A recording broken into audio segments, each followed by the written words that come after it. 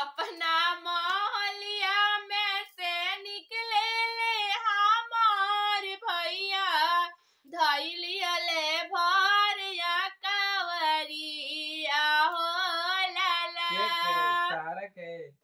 धैया रौरा बहनी के धैया कावरी ले गईले अटारी हो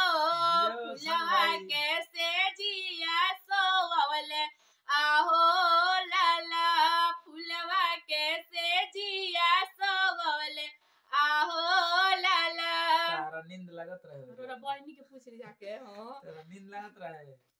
हंसता खेलाता भइले